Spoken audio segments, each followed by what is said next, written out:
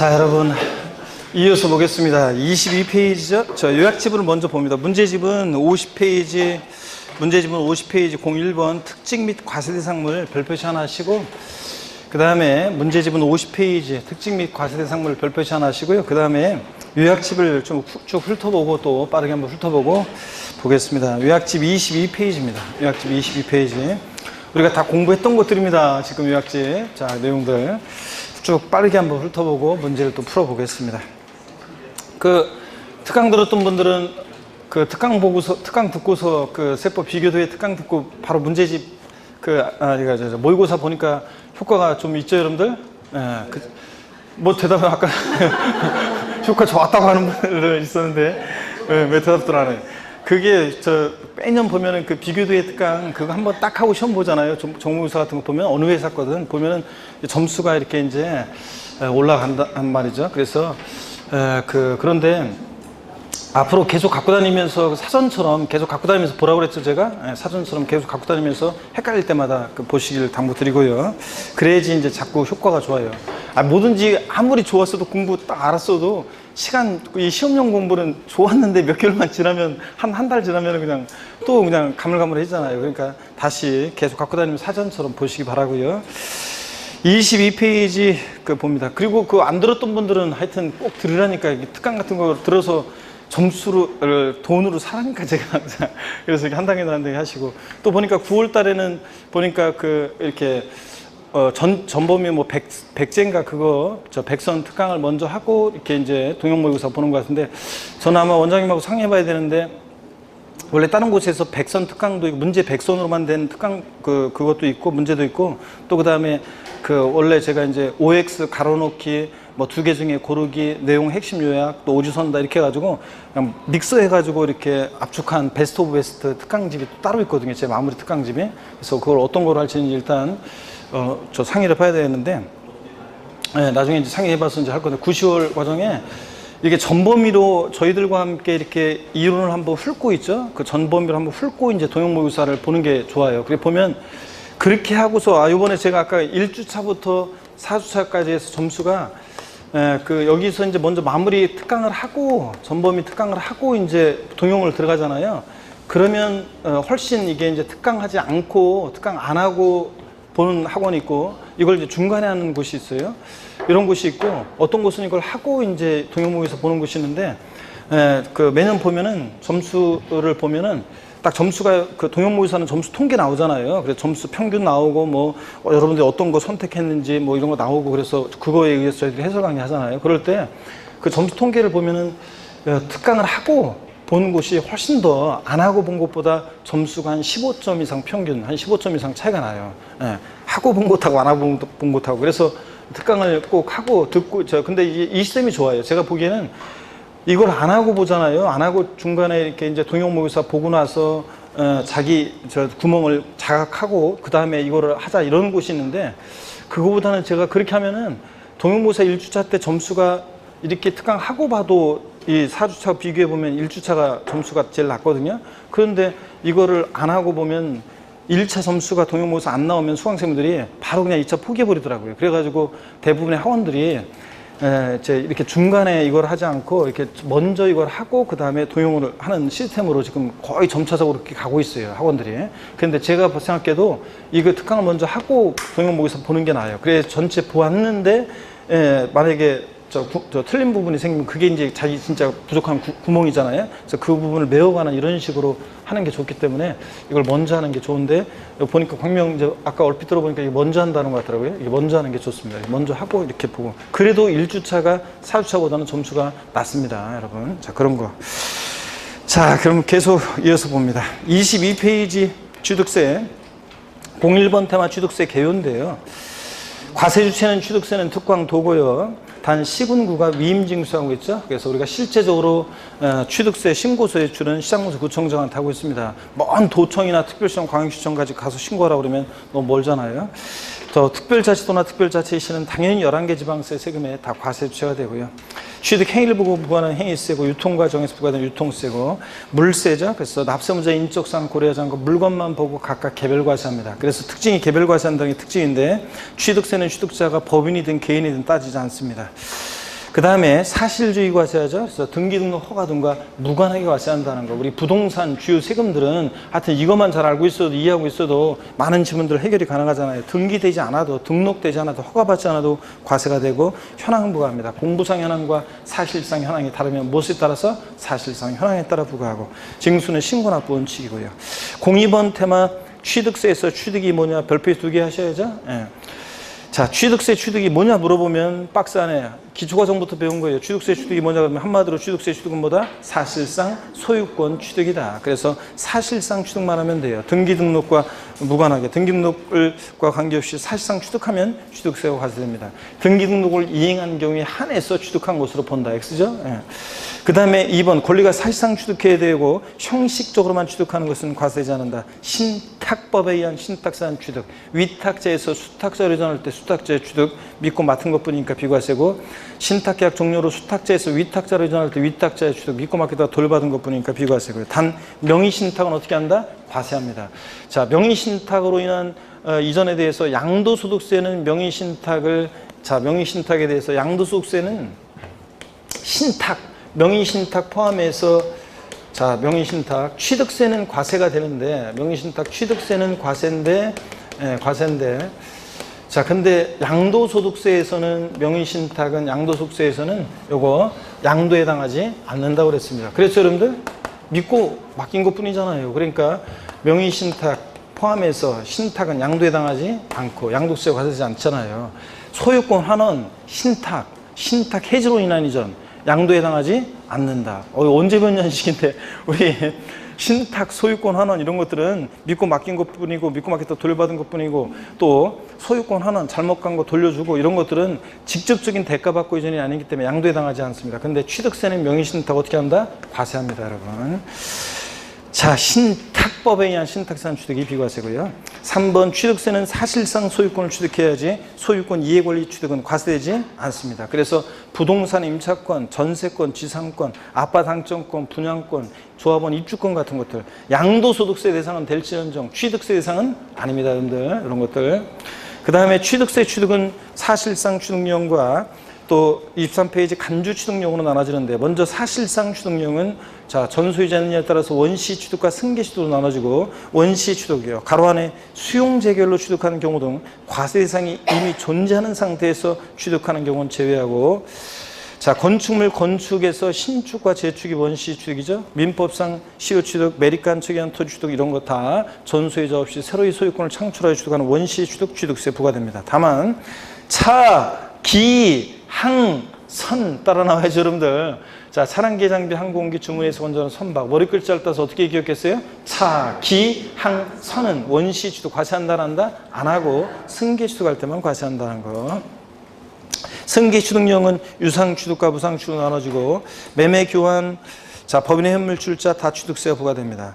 무상 승계 취득이요. 상속이나 증여로 인한 취득. 하여튼 자꾸 아직까지도 이런 거 물어보는 분들이 많은데 상속세나 증여세를 냈든 안 냈든 상속 증여받은 물건이 취득세 대상에 해당하면 뭐가 부과된다? 취득세가 과세됩니다. 상속 증여로 인한 취득도 유상무상 불문하고 과세가 된다는 거.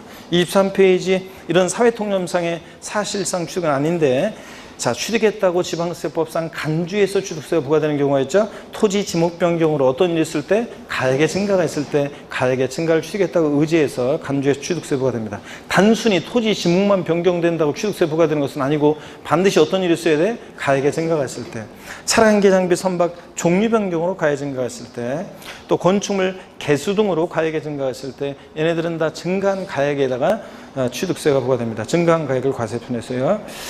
자, 4번 과점주주의 주식 취득이요. 자, 과점주주 주식 취득. 비상장 법인이어야죠. 비상장 법인의 주식짐을 취득함으로써 과점주가 된 때 그 과점주주는 당해 법인의 부동산 등 가로 안에 법인이 신탁법에 따라 신탁한 재산으로서 수탁자 명의로 등기 등록이 되어 있는 부동산 포함해서요. 하여튼 취득한 것으로 본다. 자, 주식은 취득세 대상이 아니잖아요. 그런데도 과점주주가 주식을 취득했을 때 주식을 취득한 비율만큼 그 법인 소유의 부동산 등을 과점주가 취득했다고 간주해서 취득세 부과됩니다. 다만 법인 설립 시에 발행하는 주식 또는 지분을 취득하는 경우와 감자, 포테이토 아니고 감자의 경우는 어떻게 한다? 제외한다. 법인 설립 시에 자, 발행하는 주식 취득할 때는 취득세 납세무가 있다 없다? 없다고 그랬습니다. 자, 과점주주의 주식 취득을 과세하는 이유는 비상장법인의 과점주가 되면 막 지멋대로 하니까 독과점 먹자고 소유분산을 촉구하기 위한 건데, 근데 법인 설립 시에는 요거 처음부터 독과점 먹자고 소유분산을 촉구하면, 자, 그러면 법인 설립이 안 되잖아요. 비상장법인 처음에는 자기하고 자기 친족관계 등 특수관계자들끼리 주주를 구성하게 되는데, 처음부터 독과점 먹자면 안 되기 때문에 법인 설립 시에 발행한 주식지분을 취득할 때는 납세무 있다 없다? 없다. 취득세는 취득 행위를 보고 부과하는 세금인데, 감자요. 나는 주식 취득 행위가 없는데도 다른 사원의 주식이 소각됨으로 인해서 나의 주식 보유율이 덩달아 높아져서 과점주가 되는 이런 경우에는 취득 행위가 없기 때문에 납세무가 있다 없다? 없다. 감자도 제외하고요. 자, 용어 정의 봅니다. 과점주란 자는 비상장법인의 주식을 취득해야죠. 코스닥 상장법인 주식도 포함해서요. 주주 또는 사원 이름과 그와 친족관계된 자들로서 그들의 소유식 합계액이 해당 법인의 발행주식 총액 또는 출자 총액의 100분의 얼마? 50을 초과하면서 그에 관한 권리를 실질적으로 행사하는 자들을 말합니다. 딱 100분의 50인 주주는 과점주도 아니다? 아니라고 그랬습니다. 초과해야지. 또 동그라미 2번이요. 유가증권시장의 주식을 상장한 법인은 과점주라도 지멋대로 못하기 때문에 취득세가 과세되지 않습니다. 반드시 비상장법인 또는 코스닥 상장법인의 주식을 취득할 때만 납세무가 있다. 3번 과점주들은 주주 1인과 그와 친족관계 등 특수관계자의 주식을 합쳐서 50% 초과하는지 따지기 때문에 과점주들은 여러 명이 될 수 있고 취득세 납부에 대해서 연대 납세무가 있다 없다? 있다는 거. 자, 납세무 성립 시기는 과점주가 된 시점이고요. 과세되는 지분 비율을 보면 예 1번이요. 비상장 A법인의 갑주주가 설립 시에 40%, 그랬다가 설립일 이후에 다른 사원이나 주주로부터 또는 증자 등을 통해서 20%를 추가 취득해서 60%가 됩니다. 과점주주 아니었다가 최초로 됐을 때는 과점주주가 된 날 현재 지분율 모두 전체 과세합니다. 여기서 60% 전체. 과점주가 된 이후에 10% 추가 취득에 70%가 됐다. 과점주가 된 이후에는 뭐만? 증가분만 과세하고요. 자, 10%만 과세합니다. 70%가 아니라. 다만 증가된 후에 주식 등의 비율이 그 이전에 해당 과점주가 가지고 있던 주식 등의 최고 비율보다 증가되지 않는 경우에는 취득세를 부과하지 아니한다. 옛날에는 자, 지분이 증가된 날 기준으로 5년 내라는 제한이 있었지만 지금은 5년 내라는 제한은 없고, 하여튼 그 이전에 과점주였을 때 최고 비율보다 증가된 것만 과세합니다. 주식은 증가면동하는데 팔았다가 사면 취득세 부과하면 안 되니까 그 이전에 과점주였을 때 최고 비율보다 늘어난 것만 과세하겠다는 얘기입니다. 예 2번을 보면 설립 당시 지분율이 40%, 설립 시 납세무 없죠? 그랬다가 30%를 설립을 위해 추가 취득해서 70% 됩니다. 과점주 아니었다가 최초로 됐으니까 몇 프로 과세? 70%. 전체 납세무가 있고, 그 다음에 70에서 60% 줄었다가 60에서 20% 추가 취득해서 80%가 됩니다. 지분이 60에서 80%, 20% 증가된 날을 기준으로 그 이전에 최고 비율이 70%였다면 70에서 80%, 최고 비율보다 늘어나지 않았으니까 납세무가 있다 없다? 없다는 얘기라고 그랬습니다. 얘 3번을 보면 설립 당시 50%, 과점주 아니죠? 50% 초과해야지. 50%는 과점주 아니라고 했잖아요. 자, 납세무 없고 설립 시는 30%를 추가 취득해서 80%가 됩니다. 과점주 아니었다고 최초로 됐으니까 몇 프로 과세? 80% 전체 과세하고, 그랬다가 60% 줄었다가 60에서 70%, 10% 지분이 증가된 날을 기준으로 그 이전에 최고 비율을 따져봅니다. 80%였다 그러면 80에서 70. 자, 최고 비율보다 늘어났어요? 안 늘어났어요? 예? 안 늘어났으니까 납세무가 있다 없다? 없고, 아까 얘 2번은 70에서 80%, 최고 비율 70%보다 80%, 10% 늘어났으니까 몇 프로 과세하고? 10% 납세무가 있고, 3번은 80%, 최고 비율보다 70% 늘어나지 않았으니까 납세무가 있고 없고? 없고, 그런 거. 자, 그 다음에 넘어갑니다. 24페이지 얘 4번을 보면 법인 설립 당시 60% 납세무 없습니다. 설립 시는. 근데 10%를 추가 취득해서 70%가 됐을 때 이걸 헷갈리지 말라고 그랬어요. 이미 과점주는 돼 있잖아요. 설립 시 60% 과세하진 않지만 이미 과점주가 돼 있으니까 과점주가 된 이후에는 뭐만 과세? 증가분만 과세입니다. 10%. 그래서 10%만 과세한다. 이렇게만 딱 기억해요. 막 혼자서 이런저런 깊은 생각 하지 말고, 이걸 자꾸 깊은 생각 혼자서, 그러면 이거보다는 아까 그러면 뭐 아까 다른 경우하고 비교해가지고 그런 경우가 더 유리하잖아요. 막 이런 거 생각하는 분들이 있는데 이렇게만 아십니다. 다 그 이유는 이미 설명을 드렸고요. 얘 5번을 봅니다. 과점주주였으나 주식 등의 양도 해당 법인의 증자 등으로 과점주에 해당하지 아니하는 주주 또는 유한 책임 사원이 된 자가, 그러니까 과점주였다가 아니게 됐어요. 그랬다가 해당 법인의 주식 등을 취득해서 다시 과점주가 됐어요. 과점주였다가 아니게 됐다가 다시 된 경우에는 다시 과점주가 된 당시 주식 등의 비율이 그 이전에 과점주가 된 당시 주식 비율보다 증가된 경우에만 그 증가분을 취득으로와 취득세를 부과합니다. 자, 그래서 예를 보니까 설립 당시에 40% 납세의무 없죠. 그랬다가 20% 추가 취득해서 60% 과점주가 됐어요. 60% 전체 납세의무가 있습니다. 그랬다가 20%를 양도해서 40% 과점주가 아니게 됐어요. 그랬다가 30%를 추가 취득해서 70% 다시 과점주가 됐습니다. 60, 40, 70% 과점주였다가 아니겠다 다시 됐을 때는 과점주였을 때 비율 60%와 다시 된 비율 70%를 비교해 증가가 있을 때 증가분 몇 프로의 사례에서 60에서 70%, 10% 늘어나는 몇 프로? 10% 납세의무가 있다는 얘기고. 예, 6번을 봅니다.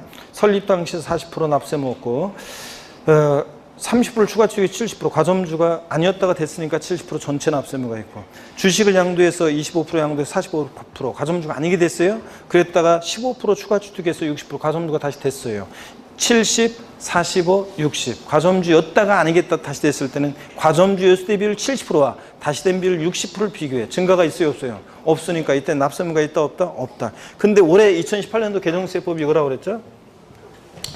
자, 예를 들어서 과점주였다가요 아니게 됐었는데 그 아니게 됐을 때 단 한 주라도 보유했다가 다시 이렇게 돼야지. 예를 들어서 1%라도 보유했다가 70% 이렇게 되면 과점주였다가 아니겠다 다시 됐을 때는 과점주였을 때 비율과 다시 된 비율을 비교해 가지고 증가가 있을 때 이 증가분 10%를 과세합니다. 60에서 70%. 그죠?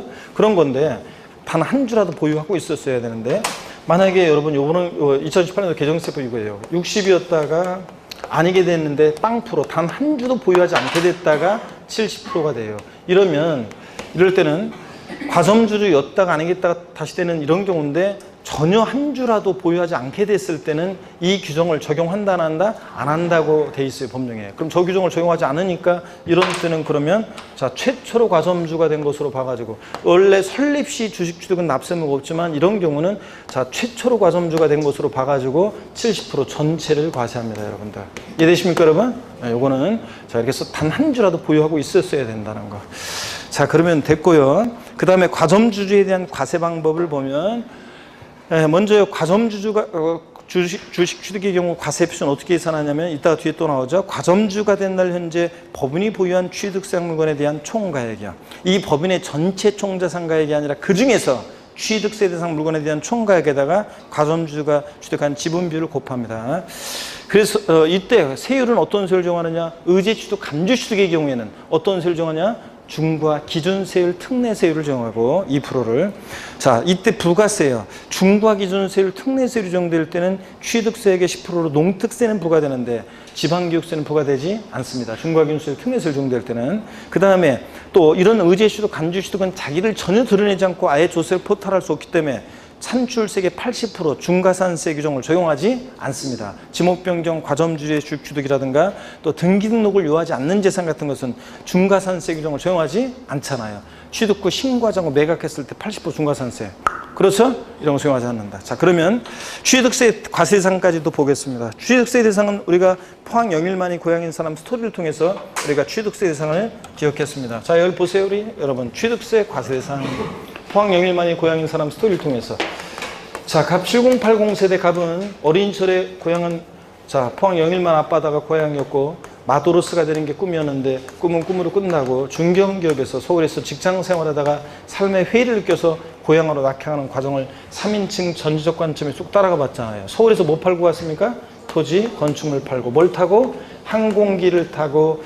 자, 공항에 도착해서 처음에는 제가 김해공항 간다고 그랬더니 어떤 수강생분이 쌤 저희 동네에 자 포항공항 생겼는데 예. 그러니까 수도권에서 서울에서 이제 지방 자기 포항 그쪽이 친정인 어떤 주부 수강생이 쌤 저희 동네 포항공항 생겼는데 예. 그래가지고 그럼 포항공항으로 간다고 그랬더니 어떤 또 시간이 흘러가지고 어떤 수강생이 이번에 남성 수강생이었는데 어떤 수강생이 진짜예요. 남성 수강생분이 저 쉬는 시간에 저한테 오더니 교수님 저희 동네에 포항공항이 있긴 있는데 사람들이 거의 잘 안 이용하고 김해공항을 이용하는데 주로 그래서 김해공항 간다고 그랬다고 그랬잖아요. 자 여기서 다시 차량을 타고 쿠팡 영일만 도착해서 오길 잘했다 그러면서 맨날 바다 보고 소일았고, 제가 그리운 바다 성산포라는 이생진 시인의 시집 소개해드렸는데 바다 갈 때 한번 보라고 그랬잖아요.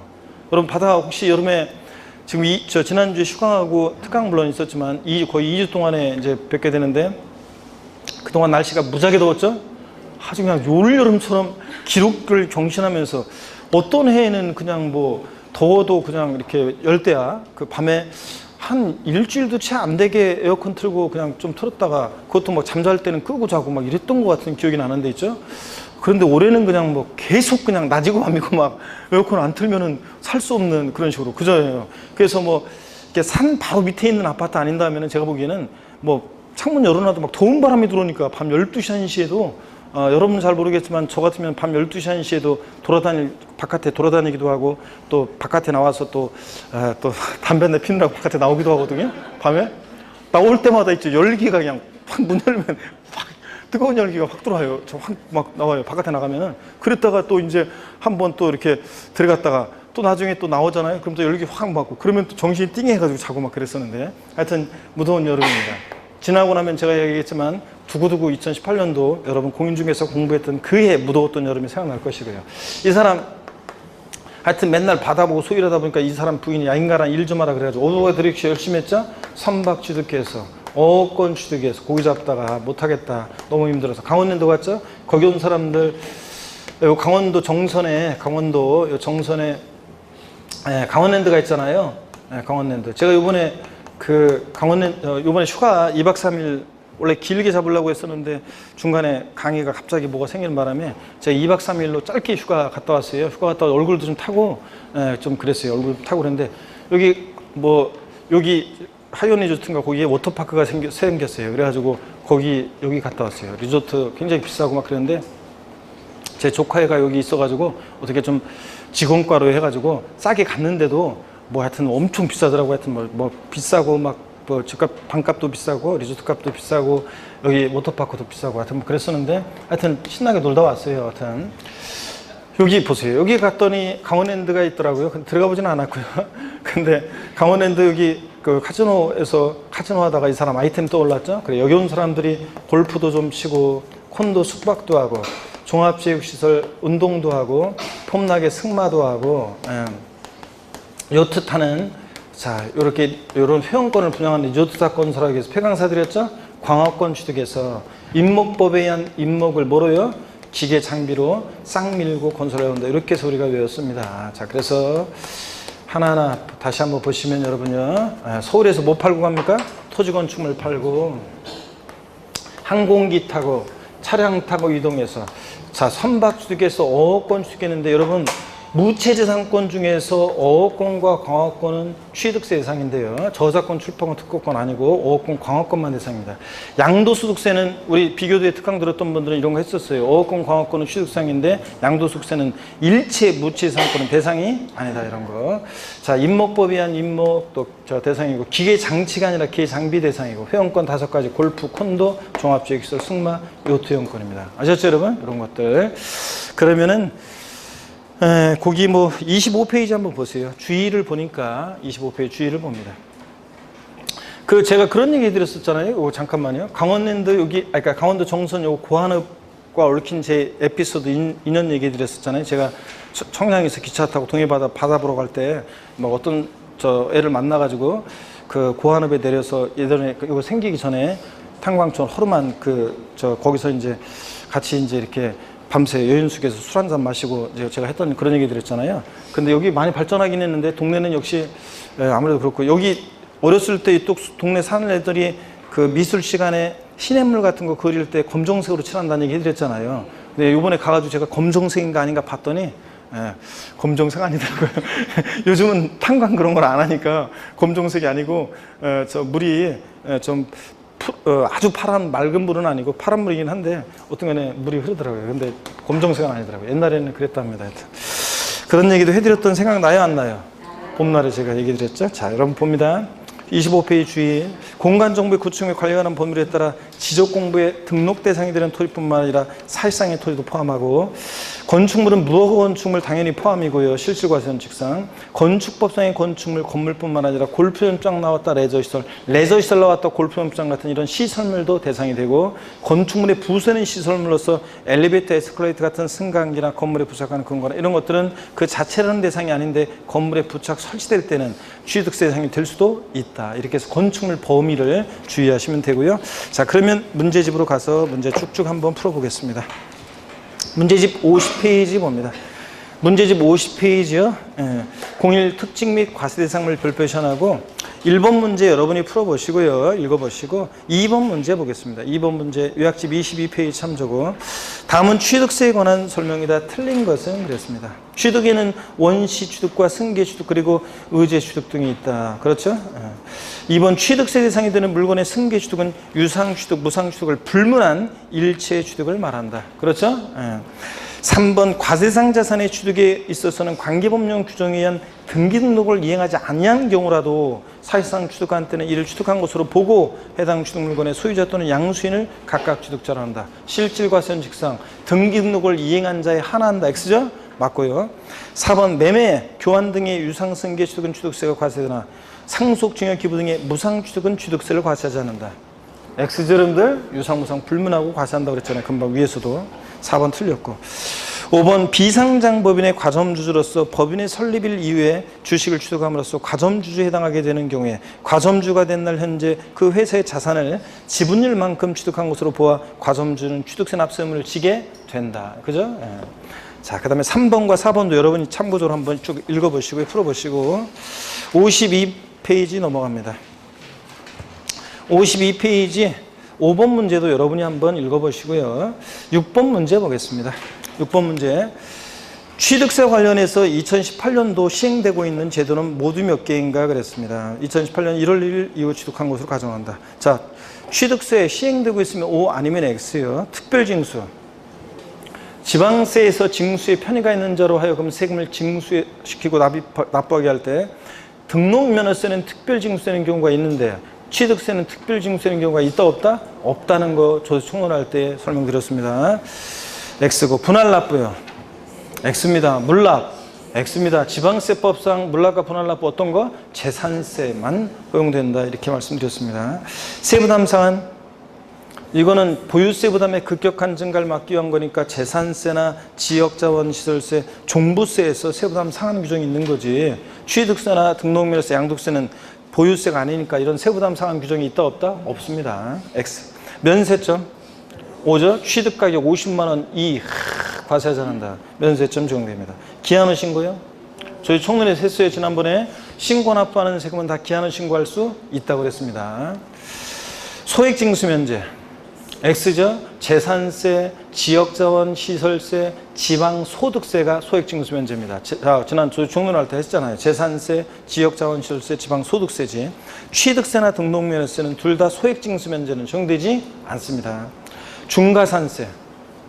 취득 후 신고하지 않고 매각까지 했다가 걸렸다. 산출세액 몇 프로? 80% 중과산세 적용되잖아요. 중과산세, 등록면허세가 안 되는 거 취득세는 됩니다. 그래서 면세점, 기한후 신고, 중과산세 3개가 적용됩니다. 그 다음에 7번, 8번 이런 것들 여러분이 풀어봅니다. 여러분이 풀어보시고 8번 문제 같은 거 보면 지방세법상 취득세 과세객체가 되는 취득의 목적물이 아닌 거 그랬는데 등기된 부동산 임차권. 자, 양도소득세에서는 미등기 부동산 임차권은 양도세 대상이 아니고 등기된 부동산 임차권 대상이 되잖아요. 근데 취득세는 등기가 됐든 안 됐든 부동산 임차권 대상이 아닙니다. 소유권, 이해권리, 지상권, 전세권, 부동산 임차권 이런 거 아닙니다. 2번 정답. 9번 문제 보겠습니다. 요약집 24페이지 3번 테마 참조고 지방세법상 취득세 대상이 아닌 것은 그렇습니다. 대상이 되면 O 아니면 X를 큰 소리 외치면서 빨리빨리 체크합니다. 단독주택 O, 저당권 X, 제품 생산용 기계장치 기계 장비지 기계 장치 아니죠? X, 임목 O, 광어권 O, 어권 광어권 O, 등기된 부동산 임차권 X입니다. 자, 그래서 대상이 아닌 것은 니은, 디귿, 비읍번이 아닙니다. 여러분들 넘어갑니다. 10번 문제 한번 봅니다. 10번 문제도 요약집 22에서 23페이지 참조고 지방세법상 취득세가 과세될 수 있는 것으로만 묶인 것은 그랬습니다. 옛날에 기출문제 형태입니다. 이렇게 옛날에 이런 식으로 잘 나왔어요. 취득세 대상과 취득의 유형을 묶어가지고 이렇게 문제가 나온 적이 있습니다.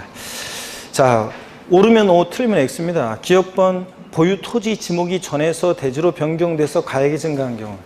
O, 의의 지목 변경으로인한 가액의 증가. O. 니은번 임시행장, 공사장, 사무소 등 존속기간이 1년을 초과하지 아니하는 임시형 건축물, 사실상산 제외. X입니다.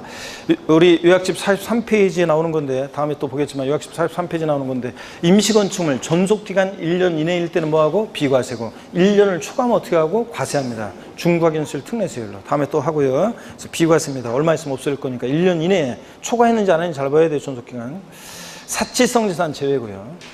디귿번 토지를 사실상 취득했지만 등기하지 않은 경우. 등기와 무관하게 과세되죠. 등기 등록 허가 등과. 5.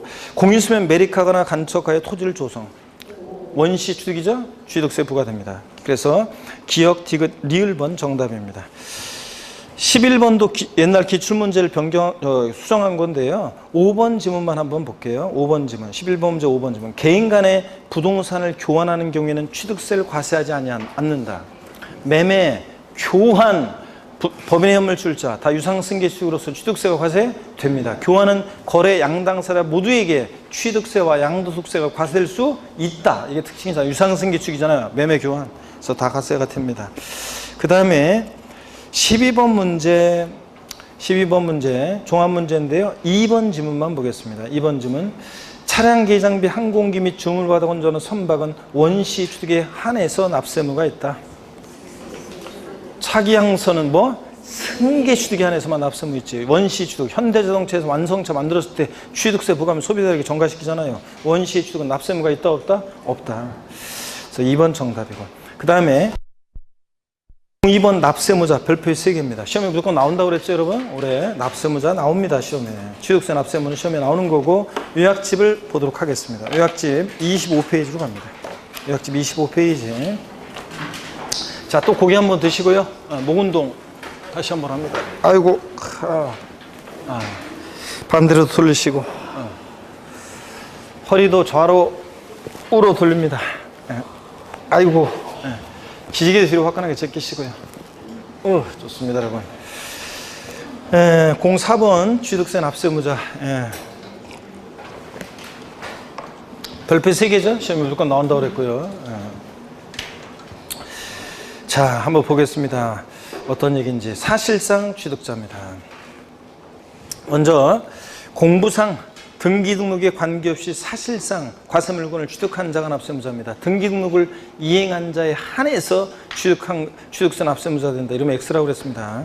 다만 차, 기, 항, 선의 경우는 승계 취득자만이 납세무자가 되지 원시 취득자는 납세무자가 되지 않는다는 거. 또 꽃표시 보니까 옛날 시험, 몇 년 전에 시험에 한번 나왔던 건데요. 갑소유 미등기 건물에 대해서 의리 채권 확보를 위해서 법원의 판결에 의해서 소유권 보존 등기를 갑의 명의로 등기할 경우 취득세 납세무자는 갑에게 있다 그랬는데, 이거 누구 명의 등기가 이루어지는 거냐? 갑 명의 등기가 이루어질 때 자, 미등기 건물에 대해서요, 누가 취득세 납세무자가 되느냐? 갑이잖아요. 갑이 당연히 취득세 납세무자가 되죠. 민법에서 그 뭐 설명을 제가 했었는데, 이거 좀 하여튼 이런 거라고 그랬잖아요.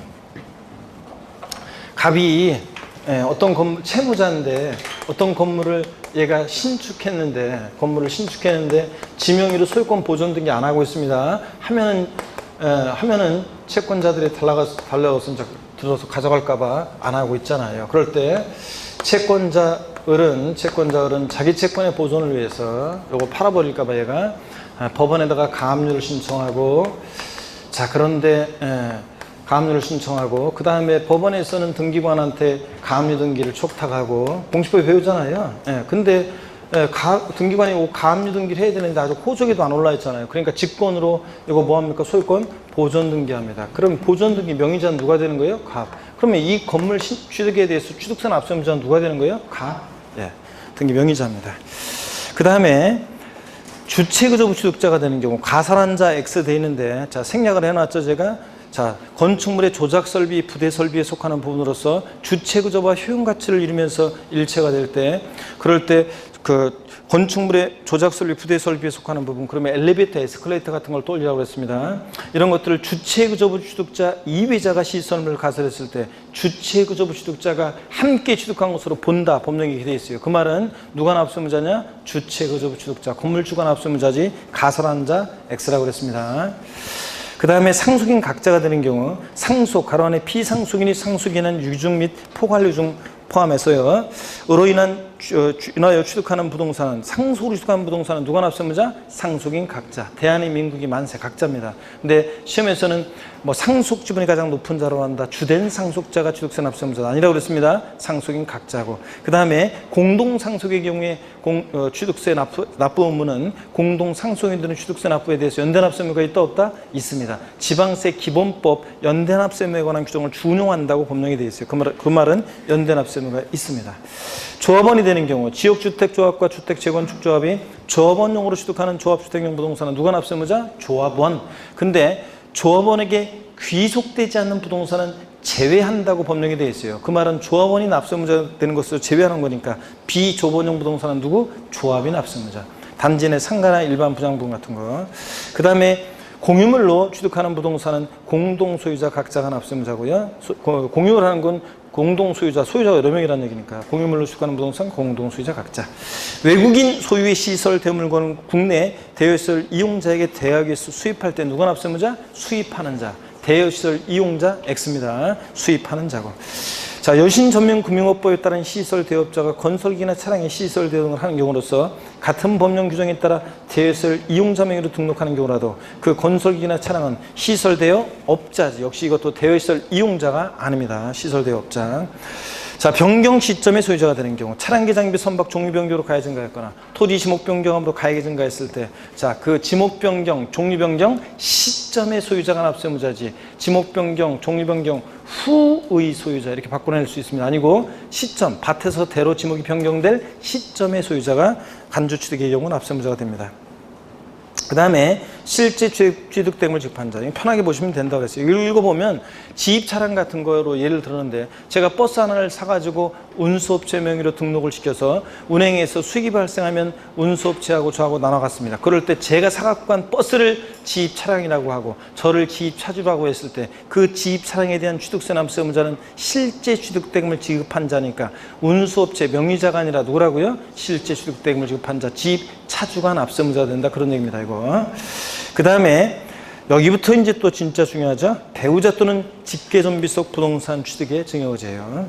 배우자 또는 직계존비속의 부동산을 취득한 경우에는 증여로 취득한 것으로 봅니다. 원칙적으로 대가관계 인정할 수 없잖아요. 그래서 원칙이 배우자 직계존비속의 부동산을 취득하면 증여로 취득한 거로 봐서 증여로 인한 취득세 세율이 적용돼요. 다만 다음에 어느 하나에 해당하는 경우는 유상취득으로 본다. 예외적으로 대가관계 있다는 것이 입증이 될 땐 유상취득으로 봐서 유상취득에 대한 세율이 적용되는데 공매나 경매를 통해서 직계 존비속의 부동산을 취득했다. 자, 그러면 대가관계 입증이 되죠? 공매되면 경락되고 만내면 어떻게 경락을 받아요? 파산 선고로 처분되는 부동산을 취득했다. 법원이 개입되어 있으니까 대가관계 입증되고. 3번 권리전인 행사에 등기누기를 필요로 한 부동산을 서로 교환하면 공시가 되니까 다 대가관계 드러나죠? 그 다음에 4번 해당 부동산 취득을 위해서 대가를 지급한 사실을 증명한 경우, 그래서 그 대가를 지급하기 위해서 취득자 소득이 입증된다거나 아들이 아버지 부동산 취득했는데 그것을 취득할 만큼 소득이 입증되거나 소유재산을 처분 또는 담보한 금액으로 해당 부동산을 취득하거나 아들이 아버지 부동산 취득했는데 자기 재산 처분하거나 또는 자 은행에서 대출받아 샀다는 것이 입증되거나 4번 디귿번 이미 상속세 또는 증여세를 과세받았거나 신고한 경우로서 상속 증여받은 재산 가액으로 샀다는 것이 입증되거나 하여튼 등등 이렇게 대가를 지급한 사실이 증명되면 배우자 직계존비속 간의 부동산 취득도 유상 취득하는 거로 보는 경우도 있습니다. 예외적으로. 원칙은 증여받아 취득한 거로 보고요. 넘어갑니다. 26페이지. 부담부 증여의 경우요. 부담부 증여는 수없이 설명을 드렸습니다. 시가 5억 상당 토지를 증여하는데 거기에 3억 원의 저당권이 설정되어 있고 그 채무를 수증자가 알아서 내가 알아서 붙게 인수하기로 했을 때 증여자, 수증자 내들 세공관계예요. 부담부 증여의 채무 인수액에 대한 유상취득의제예요. 1번입니다. 증여자의 채무를 인수하는 부담부 증여의 경우에 그 채무액 상당액은 자, 부동산 등을 유상으로 취득한 것으로 본다고 그랬습니다. 유상 취득한 것으로 보고. 근데 다만 배우자 직계존비속으로부터 부동산 등의 부담부 증여의 경우는 제가 증여로 취득한 것으로 본다고 돼 있잖아요. 원래 법령에 이렇게 돼 있어요. 배우자 직계존비속, 다만 배우자 직계존비속으로부터의 부동산 등의 부담부 증여의 경우에는 위에 아까서 봤던 배우자 직계존비속 부동산 취득 증여로 취득한 걸 본다. 요 규정을 준용한다고 돼 있어요. 그 말은 원칙적으로는 배우자 직계존비속의 간의 부담부 증여를 하게 되면 남편이 부인한테 부담부 증여했더니 알았어 여보 내가 3억 원 알아서 갚을게. 남편이 대학생인 자녀한테 부담부 증여했더니 미성년한테 부담부 증여했더니 알았어요 아버지 알바트에서 갚을게요. 그렇게 했을 때 자, 원칙적으로는 배우자 직계존비속 간의 부담부 증여하면 채무가 수증자에게 인수되지 않은 것을 추정하니까 증여로 추정한다고 양도세에서 배웠잖아요. 생각나세요 여러분들? 자, 그렇기 때문에 원칙적으로 배우자 직계존비속 간의 부담부 증여하면 채무인수액 상당히 또 증여로 취득한 거로 봐요. 근데 다만 대관계가 있다는 것이 입증이 되면 배우자 직계존비속 간의 부담부 증여도 이것도 양도로 보는 경우도 있었잖아요. 그래서 예외적으로 대관계가 입증이 되면 요 앞에 있는 배우자 직계존비속 증여 부동산 취득의 증여의제 이 규정을 준용한다고 돼 있으니까 원칙은 배우자 직계존비속 간의 부담부 증여는 증여받아 취득한 것으로 보고 대관계 입증이 되면 유상취득으로 보는 경우도 있습니다. 원래 그거예요. 그렇지만 원칙은 증여받아 취득한 것으로 봅니다. 배우자 직계존비속으로부터의 부동산 등의 부담부 증여예요. 어떤 회사인지 전국 모의고사에서 어떤 시험 문제가 나왔는데 이걸 갖다가 어떤 수강생분이 사진으로 또 찍어가지고 또 카페에서 질문했었나? 제 다음 카페에서 질문했더라고요. 그 문제 어떻게 나왔냐면 배우자 직계존비속 그러니까 증여자의 채무를 인수하는 부담부 증여의 경우 채무액 상당의 부분은 부동산 등을 유상 취득한 것으로 본다. 다만 배우자 직계존비속으로부터의 부동산 등의 부담부 증여의 경우에도 유상 취득한 것으로 본다. 이렇게 돼 있더라고요. 근데 그걸 갖다가 맞다고 거기서 옳은 군으로 가장 옳은 것은 그래 놓고 그것을 옳은 질문을 했더라고요. 틀린 건 아니에요. 가장 옳은 것은 그 말이 들어갔으니까. 에? 자, 그런데 가장 옳은 것은 그러니까 틀린 것 정답을 그거로 삼을 수도 있긴 있지만 그러면 안 돼요. 원칙이 항상 중요한 거지. 배우자 직계존비속 간의 부담부 증여는 원칙적으로 뭐라고요? 증여로 취득한 것으로 보는 거예요. 근데 유상 취득한 것으로 본다. 이러면 틀리잖아요. 원칙은 증여받아 취득한 것으로 보는데 다만 대관계에 있다고 입증이 되는 경우에는 유상 취득한 것으로 보는 경우도 있는 거예요. 이해되십니까 여러분? 네. 근데 그걸 갖다가 가로해 놓고 대관계 입증이 되는 경우 이렇게 해놨으면 맞는 지문인데 대관계 입증되는 경우 그런 말도 없이 배우자 직계존비속 간의 부담부 증여의 경우에는 유상 취득한 것으로 본다. 오. 이러면 이건 틀린 거예요. 이거는 바로 그 원칙은 증여받아 취득한 걸 보고 예외적으로 대관계에 있다는 것이 입증이 되면 유상 취득한 것으로 보는 경우도 있습니다. 배우자 직계존비속 간의 부담부 증여. 이해되십니까 여러분? 이거를 잘 취지를 이해하시고요. 동그라미 2번 위 1의 경우에 채무인수액 이외 자산이요. 증여 5억에서 여러분 양도세 설명드렸던 것이 생각이 나야 되는데 5억짜리 갑이라는 사람이 5억 상당의 토지를 증여하고 자 근데 여기에 3억 원의 저당권이 설정되어 있고 차입금 또는 5억짜리 주택을 증여하는데 3억 원의 전세권 설정되어 있고 똑같고 증여자 수증자가 채무를 알았어 내가 알아서 갚을게 인수하기로 했을 때 이 부담부 증여의 경우에 자 증여자한테는 수증자가 채무를 인수하기로 했을 때 증여자한테는 수증자 인수하는 채무 인수액 상당의 3억 부분에 대해서는 뭐 양도소득세 납부할 의무가 있고 그랬잖아요. 자신이 갚아야 할 돈 3억 원을 수증자가 대신 갚아주니까 증여자는 3억 원만큼 채무를 면한 대가를 받았다고 봐서 양도소득세. 수증자는 전체 증여받은 자의 상가액 5억에서 갚아야 하는 돈 3억 뺀. 자 수증자는 전체 증여받은 자 상가액에서 갚아야 하는 돈 3억 뺀 2억 부분에 대해서는 그러니까 채무 인수액 수증자는 채무인수액 이외자산 부분 요 사례 같은 경우 5억에서 3억 뺀 2억 부분은 공짜로 받았으니까 뭐가 증여세가 부과될 수 있고 그 다음에 취득세 입장에서 보면 채무인수액 이외자산 저 사례에서 5억에서 3억 뺀 2억 부분은 공짜로 받았으니까 뭐로 무상 취득한 것으로 보고 그 다음에 요 채무인수액 상당액이요. 채무인수액 상당액 요거 요 사례에서 3억 부분은 대가관계 있다고 그랬죠? 그래서 증여자한테 요거 양도에 해당하는 금액이고, 그 다음에 취득세 입장에서 보면, 자, 요 채무 인수액 상당액은 대가관계 있다고 보는 거죠? 그래서 채무 인수액 상당액은 유상 취득한 것으로 본다. 다만, 이게 배우자 직계존비속일 때는, 원칙적으로는 뭐라고요? 증여받아 취득한 거로 보고. 그래서 유상 취득 의지하는데, 얘네들 배우자 직계존비속일 때는 배우자 직계존비속 간에 부담보 증여했을 때는 그럴 때는 취득세에서 요거요, 원칙적으로는 뭐라고요? 증여로 취득한 것으로 봅니다. 증여로 취득한 것으로 봐요. 근데 다만 대가관계가 있다는 것이 대가관계가 입증이 되면 양도세도 했었잖아요. 이럴 때는 뭐라고요? 유상 취득한 것으로 보고요. 유상 취득한 것으로 보는 거고요. 자, 이렇게 해요. 그러니까 원칙은 배우자 직금속간에 부담보 증여하면 원칙적으로 뭐라고요? 증여로 취득한 걸 봅니다. 채무액 상당액도. 아셨죠, 여러분?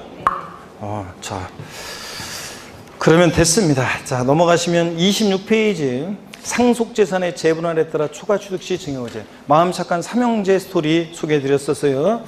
상속 개시 후 상속재산에 대해서 등기 등록 명의계서 등에서 각 상속인의 상속분이 확정돼서 등기가 된 후, 그랬다가 삼형제가 골고루 나눠 가졌어요. 그랬다가 그 상속재산에 대해서 공동속인의 상속인이 협의해서 재분할한 결과, 자, 마음 착한 큰형님이 부모님 돌아가시고 나서 일주기가 다가오는 어느 날 마음이 울적해서 돌아가신 부모님 생각도 나고 살아계실 때 더 잘못했었다는 그런 자책감도 들고 동생들 생각도 나서, 우리 둘이 갑과 을은 우리 먹고 살만한데 막내가 좀 걸리니까 좀 더 주자 그래가지고 공동상속인 협의해서 재분하는 결과 특정 상속인이 당초 상속분을 초과 취득하게 되는 재산가액은 그 재분할에 의해서 상속분이 감소한 상속인으로부터 뭐라고요? 증여받아 취득한 것으로 본다고 했습니다. 초과 취득하는 부분은. 근데 다만 다음의 경우에 언어에 해당하는 경우는 그러하지 않는다. 증여로 취득한 것으로 보지 않는 경우가 있는데 1, 2, 3번 중에서 1번만 좀 기억하시면, 상속에 따른 취득세 신고 납부기 한 내 재분할에 의해서 취득한 경우에는, 자, 그러하지 아니하다. 즉 증여받아 취득한 것으로 보지 않습니다. 이런 거는. 그 다음에 택지공사가 준공된 토지 사실상 지목 변경이요. 공간정보의 구축 및 관리하는 법률 규정에 따른 대지 중에서 국토의 계획 및 이용하는 법률 등 관계법령 등에 따른 택지공사가 준공된 토지 지목을 건축물과 그 건축물에 접촉된 정원 및 부속 시설물의 부지로 사실상 변경함으로써 가액의 증가한 경우에 취득한 것으로 봅니다. 가액의 증가를.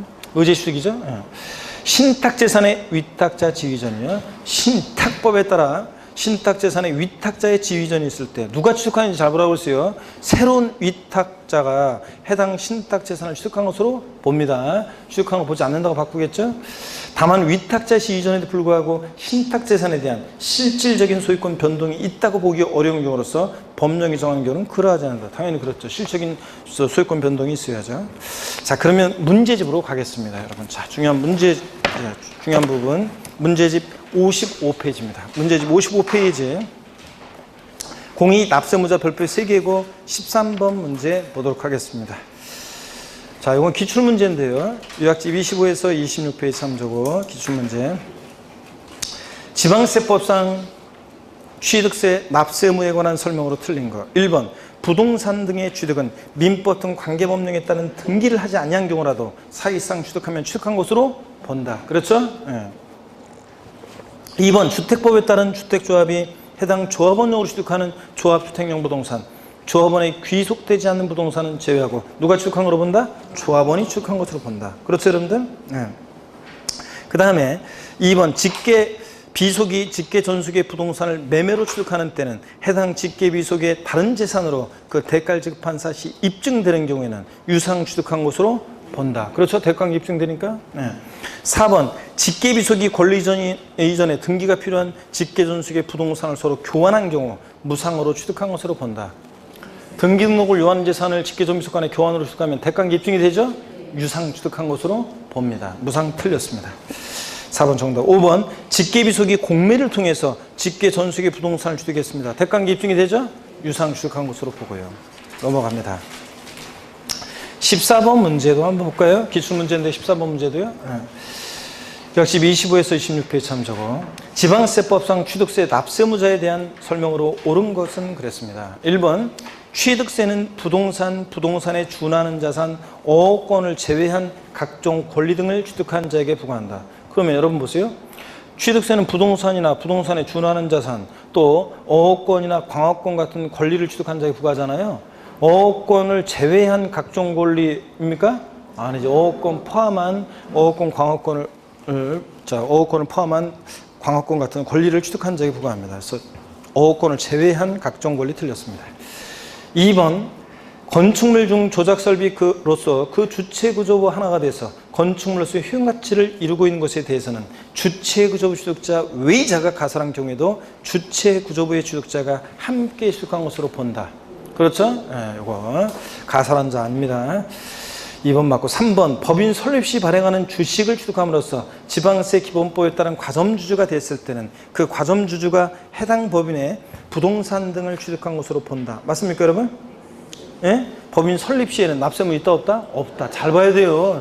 과점주주 취득 나오면 법인 설립 시는 제외됩니다. 2번 토지 지목을 사실상 변경하면서 가액이 증가한 경우에 취득한 걸로 보지 아니한다. 이거 유치하네. 자, 취득한 것으로 봅니다. 의제 취득. 5번 증여자의 채무를 인수하는 부담보증의 경우에 그 채무액에 상당하는 부분은 부동산 등을 유상 취득한 걸 보지 않습니까? 아닙니다. 채무 인수액 상당액은 대가관계 있다고 봐서 유상 취득한 것으로 봅니다. 채무 인수액 이외 자산이 무상 취득이죠. 자, 그래서 2번 정답입니다. 이렇게 나왔었습니다. 쉽게 고를 수 있었던 문제였고요. 15번 문제 봅니다. 요약집 25에서 26페이지 참조고요. 지방세법상 취득세 납세 의무에 관한 설명으로 틀린 것은 1번 반복되고 2번 봅니다. 상속 개시 후 상속받은 부동산에 대해서 각 상속인의 상속분이 확정돼서 등기가 된 후 그 상속재산에 대해서 공동상속인이 협의해서 재분할한 결과 특정 상속인이 당초 상속분을 초과해 취득하게 되는 재산가액은 상속에 따른 신고기한 내에 재분할에 의해서 취득하는 경우에는 증여받아 취득한 것으로 본다. 아까 제가 재분할로 초과 취득한 부분은 원칙 증여받아 취득한 걸 보는데 다만 상속에 따른 신고나 부기한 내 재분할로 초과 취득한 부분은 그러하지 아니하다 그랬습니다. 그래서 여러분들 이거 틀렸습니다. 자, 그래서 제가 부모님 돌아가시고 나서 일주기가 다가오는 때 마음 착한 큰형님이 부모님 생각하고 어쩌고 그런 예를 드는 거라고 그랬습니다. 취득세 신고나 부기한 내 재분할인 경우에는 그러하지 아니하다. 2번 틀렸습니다. 증여받아 취득한 거로 보지 않고요. 그 다음에 나머지는 다 반복해서 나오고 있습니다. 16번 문제 봅니다. 기출문제인데요. 요약집 25페이지 참조 기출문제인데 지방세법상 부동산의 유상 취득으로 보지 않는 것은 1번 공매를 통해서 배우자 부동산 취득하면 대가관계 입증이 되죠? 유상 취득으로 보고 파산 선고로 처분되는 직계 비속의 부동산을 취득하면 대가관계 입증이 된다고 그랬죠? 법원이 개입되니까 유상 취득으로 보고 3번 배우자의 부동산을 취득한 경우로서 그 취득 대가를 지급한 사실을 증명했어요. 그럼 대가관계 입증이 되니까 유상 취득한 것으로 보고요. 4번 권리전이나 행세 등기가 필요한 부동산을 직계전유가 서로 교환하면 역시 대가관계 입증이 되죠? 유상 취득으로 보고요. 5번 증여자의 채무를 인수하는 부담보 증여로서 취득한 경우로서 그 채무액에 상당한 부분을 제외한 나머지 부분은요. 5억에서 3억 뺀 나머지 부분은 뭐예요? 공짜로 받았으니까 이건 뭐라고요? 무상 취득한 것을 봅니다. 채무 인수액 이외 재산 부분은 뭐로? 공짜로 무상 취득한 것을 보고요. 그렇죠 여러분들? 이 얘기입니다. 그래서 5번이 정답이었습니다. 17번 문제 별표시합니다. 17번 문제. 문제집 58페이지에 17번 문제 별표시합니다. 요약집 25에서 26페이지 참조고요. 자, 보겠습니다. 취득세 납세무에 관한 설명으로 틀린 거. 1번 배우자 또는 직계존비속의 부동산을 취득하는 경우에는 증여로 취득한 것으로 본다. 원칙 그렇잖아요. 맞습니다. 2번 법인 설립 시 과점주가 된 경우 취득세 납세무는 있다 없다? 없다. 3번 주택법 규정에 따른 지역주택조합이 당해 조합원용으로 취득하는 조합주택용 부동산은 누가 취득한 것으로 봅니까? 조합원이 취득한 것으로 본다. 맞죠? 4번 증여자의 채무를 인수하는 부담보증의 경우 배우자 직계존비속 간의 부담보증이 아닙니다. 의 경우에는 그 채무액에 상당한 부분은 부동산 등을 무상으로 취득한 것으로 본다. 채무액상당액은 뭐라고요? 유상으로 취득한 걸로 봅니다. 그래서 유상식으로 보느냐 무상식으로 보느냐가 포인트입니다. 그래서 4번 정답이고요.